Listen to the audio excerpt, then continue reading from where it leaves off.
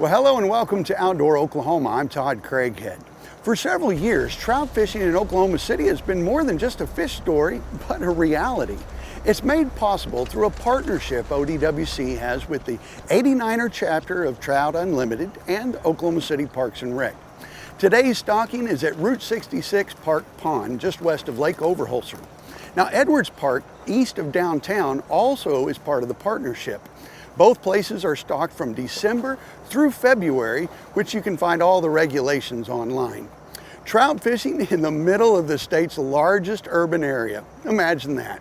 A wildlife department that values and embraces partnerships that provide you and I with unique quality outdoor opportunities. Just another reason to love Oklahoma and the adventures that await you.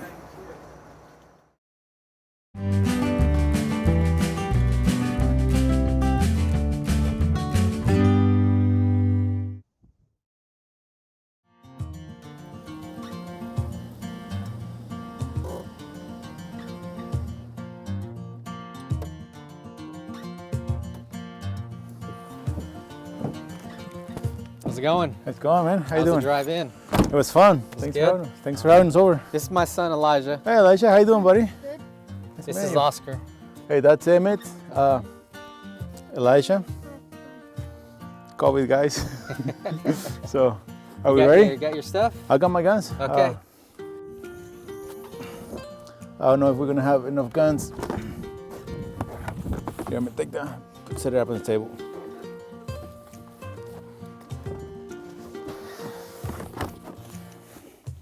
Have you seen a lot of squirrels out here?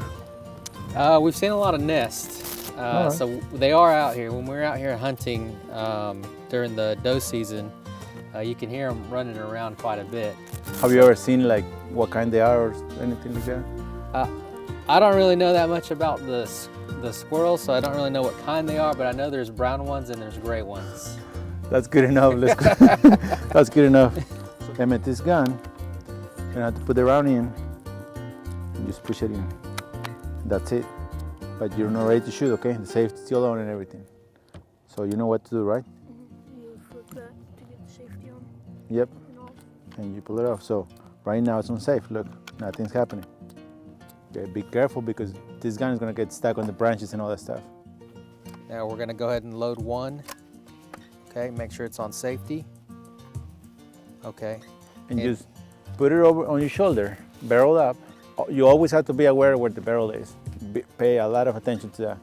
And so you're gonna come across branches and all the stuff that's gonna hit the barrel, and make sure that always you know where that is. So on Emmett's case, he has a sling, so I want him to get a hold of that and have that, he can control the barrel, the whole rifle from here. And so when you're walking, if you bend down to pick something up, that barrel is gonna go pointing at somebody. So just always be aware of that and be careful. So we're gonna go straight down this alley here, and then we're gonna turn left. Amen. And we're gonna go past Stead Field towards Alley. How old are you? I'm 11. Everything started like back in Mexico. I went out a couple times and I really enjoyed it. You know, back then, I think the Mexican culture, we see it as a way to provide or as a way to survival, which is a great way to see it. You know, it's a sport, but it's a great survival skill. So when I came to the States and, you know, along with my father-in-law, I just started hunting, and I really fell in love with everything. He took me under his wing and taught me more about firearm safety. And so it was just it was an evolution of things. It wasn't just all at once. Do we want to select somebody that's gonna shoot the first one? Flip a coin. Okay, maybe out of them two. So heads or tails? Heads. Heads, okay. We got tails. Tails, okay. You got it. So if we see a squirrel, what are the steps? What do we need to do? Yeah, well, my hunting background, it's not very extensive. I've just been doing it probably 3 years, and that was from invitation of a friend of mine who got me into it, and I've had a couple of mentors over the last 3 years to work with me to start hunting. So I'm fairly new to the sport. So when we, I'll take those. if we see a squirrel, more likely we're gonna chase it until it stops. Okay. And they usually come from a tree, and so we're gonna do on a spotted side. So let's say you will go on one side slowly, and he will stand still on the opposite side. Okay. Just be really careful of shooting the way he's at. That's why we got orange beanies. But just try to shoot it while he's stopping. And if you see it on a tree, or if you see it on the ground, just go at it. Always make sure of whatever that there's nothing behind that squirrel, in case you miss or in case that round goes through it. Okay. Okay, so always be aware of what's behind that. This was my first squirrel hunt. It was fun being able to go out with my dad and Oscar and his son, and made a new friendship that day with some new people. Well, I thought the squirrels would be plentiful, and I thought that they would be everywhere, and we'd have no problem finding them. And I found that there was more hunting involved than I thought. Al and I were working together on a project for a few months, and we started talking about hunting and stuff like that. And he said he's never been hunting, but he wanted to. Little by little, we started putting a hunt together, and a squirrel seems like a really good hunt for me, because it's more interactive. You're not like on a deer hunt. You have to stand still for a long time, sometimes all day, before you even see a deer. But with a squirrel, you can always be moving, and you can move, and they just jump to you, or to run away from you. So it's more dynamic or more interactive. So I like that about a squirrel hunt. Make a little hole, yeah, like that. Put it in. Just like that. And so you go, slow down. Just kind of look, slow down. I think having a hunting mentor is very important, especially if you don't have the background. Number one, because of the safety aspect. So you want to make sure that you're following all safety precautions and protocols. Number two, just someone to show you how it's done, and so that you have a successful hunt. And then also it does take the pressure off, because if you don't know the skills and techniques of that specific hunt, then you're not going to be successful in the hunt, and you're also not going to be learning good practices.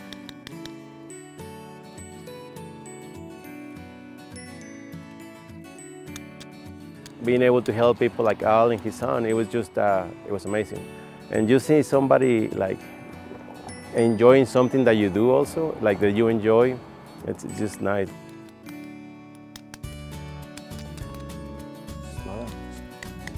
I learned that nothing's ever guaranteed, so especially with hunting. So anytime you go out and hunt, you're not guaranteed a deer, a turkey, a squirrel, anything you go out and hunt. Hunting with my son has been a life-changing experience for me, and I think for him as well. I didn't grow up hunting, and so these are experiences that I have not had. And as a father, these are experiences that I want to instill in him. These are skills I want to instill in him. And being able to learn together, we're both going into this new, we're both learning together.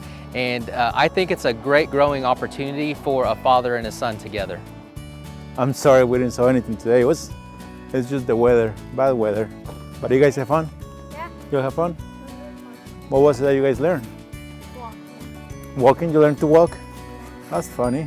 I learned a lot today too. I didn't know what a squirrel nest looked like, and we saw a bunch of them.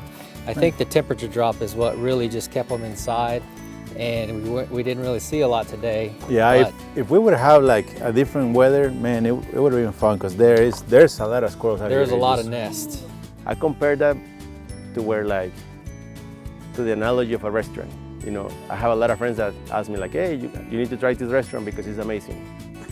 And that's so true. Every time that we come across something that is good, we want to share that. And I think mentoring it was like that for me. Like just being able to share the passion of hunting with these people. It was just an amazing experience.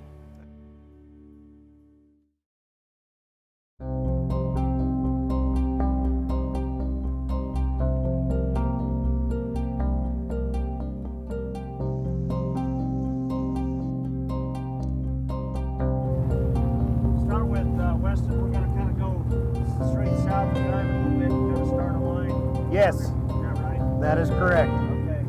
Good morning.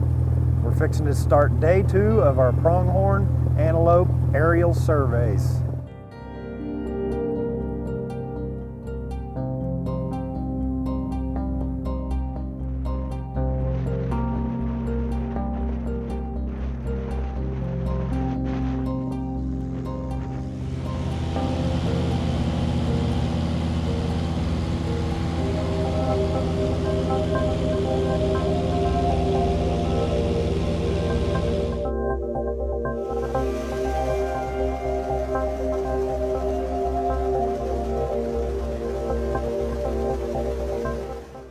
Historically, there was a few vehicle surveys, but in the 90s we started the aerial surveys.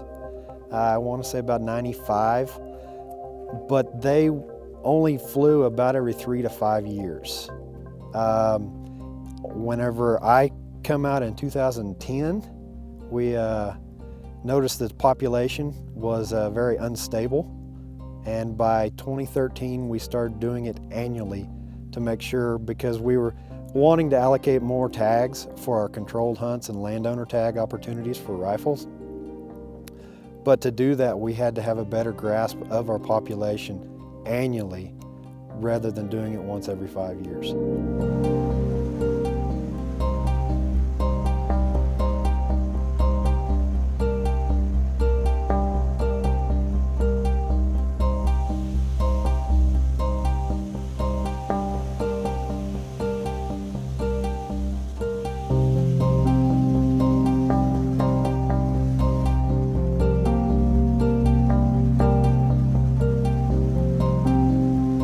We're flying transects east to west, and we're evaluating everything for a mile each direction.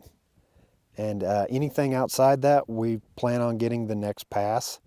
We will start on the southern edge or the southern transect next to Texas.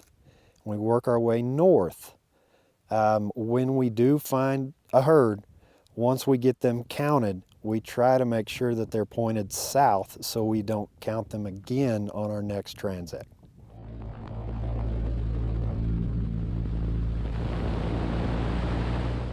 Our pronghorn survey is conducted in February when most of our pronghorn are herded up into large herds and focused on green wheat fields. This can be an issue because lots of times in February we have patches of snow. The main thing we are looking for from the sky is white patches, which is on the side of the antelope. That is why we conduct our surveys only in the morning hours, because the angle of the sun is correct to shine on the white side. Using a fixed wing airplane is the primary method for most of our Midwestern states for evaluating pronghorn populations. A few states are doing some random grids with helicopters, but almost all of them use some form of fixed wing for these type of surveys. Some of them do half-mile grids, we're doing 1-mile grids, but the science is backed through most of our states.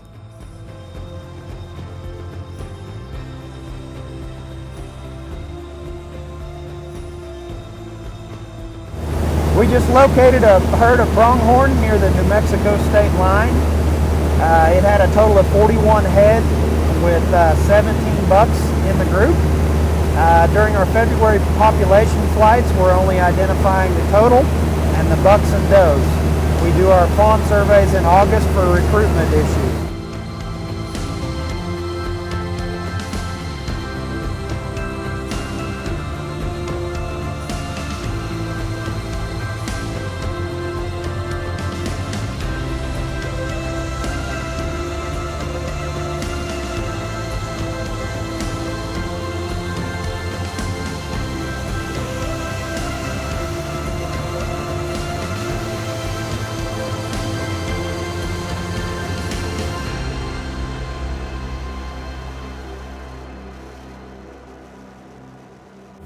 We just completed transects 3 and 4 today. Didn't see much on 3, but 4 really definitely helped. We saw probably about 150 animals, probably about 55 bucks, give or take. With that, herds were averaging probably about 45 animals. Some years we get a lot larger herds than others. Right now it's probably rolling with a stable population is what we're headed towards, but we have a total of 18 transects in the Panhandle to do annually.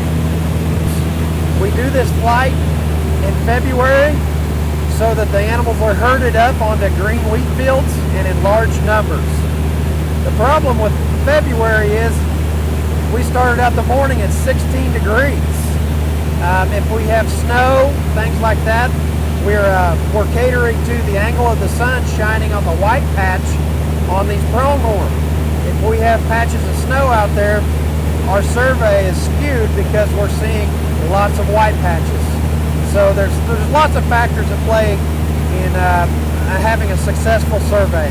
So we've had to stall a couple weeks due to snow in the past, but this is the best time frame to get an overall population count for the Oklahoma Panhandle.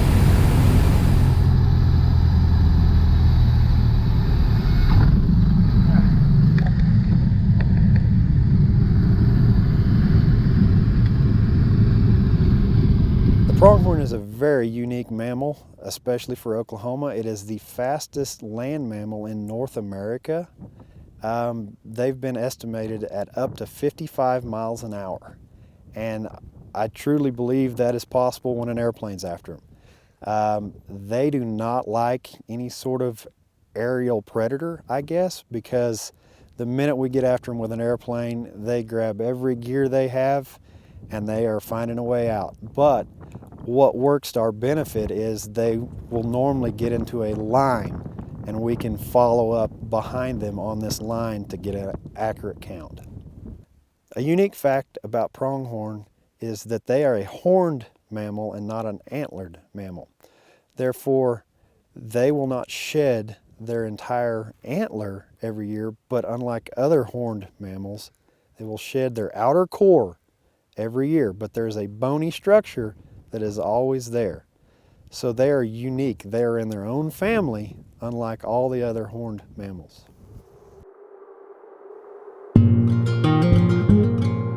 The Oklahoma Panhandle is a very unique place with very unique critters as well. We have a larger abundance than most of the state of black-tailed prairie dog. We also have mule deer, elk.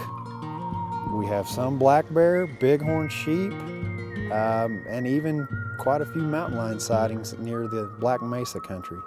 So very, very cool place. And don't forget, it's home to the pronghorn antelope.